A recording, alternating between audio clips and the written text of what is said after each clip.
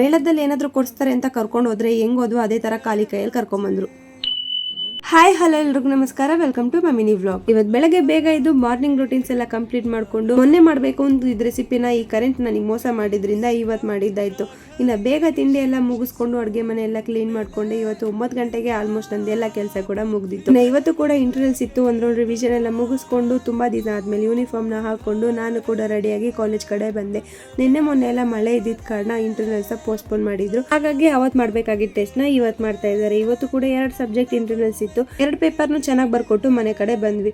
ಮನೆಗೆ ಬಂದ್ಮೇಲೆ ಸಂಜೆ ತನಕ ಸ್ವಲ್ಪ ರೆಸ್ಟ್ ಮಾಡಿ ಸಂಜೆಯಿಂದ ಫ್ರೆಶ್ ಅಪ್ ಆಗಿ ಊರಿಗೆ ಹೋಗಿ ತುಂಬಾ ದಿನ ಆಗಿತ್ತು ಅಂತ ನಮ್ಮ ಮನೆಯವ್ರನ್ನ ಕರ್ಕೊಂಡು ಊರ್ ಕಡೆ ಹೊರಟ್ವಿ. ನಾವು ಊರಿಗೆ ಹೋಗೋಷ್ಟ್ರಲ್ಲಿ ಆಗ್ಲೇನೆ 7 ಗಂಟೆ ಆಗಕ್ ಬಂದಿತ್ತು, ಹಾಗೇನೆ ಕತ್ಲು ಕೂಡ ಆಗೋಗಿತ್ತು. ಇನ್ನ ಮನೆನೆಲ್ಲ ಒಂದ್ ರೌಂಡ್ ನೋಡ್ಕೊಂಡು ಈ ಕತ್ಲಲ್ಲೇ ಒಂದು ವಿಡಿಯೋನ ಎತ್ಕೊಂಡು ಮತ್ತೆ ನಾನು ನಮ್ಮ ಮನೆಯವರು ಟೌನ್ ಕಡೆ ಬಂದ್ವಿ. ಇನ್ನ ಮನೆಗೇನು ಹೋಗ್ಲಿಲ್ಲ, ಡೈರೆಕ್ಟ್ ಆಗಿ ಇವತ್ತಿಂದ ನಮ್ಮ ತಿಪ್ಟೂರಲ್ಲಿ ಹಳಸು ಮತ್ತೆ ಮಾವಿನ ಮೇಳ ಇತ್ತು.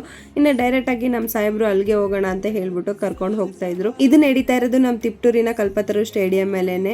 ಆಲ್ರೆಡಿ ತುಂಬಾ ಜನ ಇದ್ರು, ಹಾಗೇನೆ ಇವತ್ತಿಂದ ಶುರು ಆಗ್ತಾ ಇರೋದು. ಸೊ ಹಾಗಾಗಿ ಇವಾಗ ಇನ್ನು ಸ್ಟಾಲ್ಗಳೆಲ್ಲ ಶುರು ಆಗ್ತಾ ಇದೆ. ನಮ್ಮ ಸಾಹೇಬ್ರು ಮೇಳಕ್ಕೆ ಕರ್ಕೊಂಡು ಹೋಗಿ ನನಗೆ ಏನಾದ್ರು ಕೊಡ್ಸ್ತಾರೇನೋ ಅಂತ ನಾನು ಅನ್ಕೊಂಡು ಹೋದ್ರೆ ಭ್ರಮೆನಲ್ಲಿ ನೀನ್ ಇರಮ್ಮ ಅಂತ ಹೇಳ್ಬಿಟ್ಟು ಹಂಗೆ ಕರ್ಕೊಂಡು ಹೋಗ್ತಾ ಇರೋದ. ಕೇಳಿದ್ದಕ್ಕೆ ನಾಳೆಯಿಂದ ಇನ್ನೂ ಸ್ಟಾಲ್ಸ್ ಬರುತ್ತೆ, ಅವಾಗ ಇನ್ನೂ ಕಲೆಕ್ಷನ್ಸ್ ಜಾಸ್ತಿ ಇರುತ್ತೆ, ನಾಳೆ ಕೊಡಿಸ್ತೀನಿ ಅಂತ ಹೇಳ್ಬಿಟ್ಟು ಕರ್ಕೊಂಡು ಹೊರಟ್ರು. ಇನ್ನು ಜನ ಫುಡ್ ಕೌಂಟರ್ ಹತ್ರ ಜಾಸ್ತಿ ಇದ್ರು. ಅಲ್ಲೋಗಿ ಒಂದು ಚಿರ್ಮುರಿ ರೇಟ್ ಕೇಳಿದಕ್ಕೆ 50 ರೂಪಾಯಿ ಹೇಳಿದ್ರು. ನಾವು ಹೊರಗಡೆನೆ ತಗೊಂಡು ಹೋಗ್ತೀವಿ ಅಂತ ಹೇಳ್ಬಿಟ್ಟು ಸೀದಾ ಗಾಡಿ ಹತ್ರ ಬಂದ್ಬಿಟ್ಟು ಗಾಡಿ ಹತ್ಕೊಂಡು ಹಂಗೆ ಬರ್ತಾ ಚಿರ್ಮುರಿನ ಪಾರ್ಸಲ್ ತಗೊಂಡು ಮನೆಗೆ ಬಂದ್ವಿ. ಇನ್ನು ನಾಳೆ ಕೂಡ ಲಾಸ್ಟ್ ಒಂದು ಇಂಟರ್ನಲ್ಸ್ ಇತ್ತು, ಅದಕ್ಕೆ ಪ್ರಿಪೇರ್ ಆಗೋಣ ಅಂತ ಕೂತ್ಕೊಂಡು. ಈ ಬ್ಲಾಗ್ ಇಷ್ಟ ಆದರೆ ಲೈಕ್ ಮಾಡಿ, ನನ್ನ ಪೇಜ್ನ ಫಾಲೋ ಮಾಡ್ಕೊಳ್ಳೋದು ಮರಿಬೇಡಿ.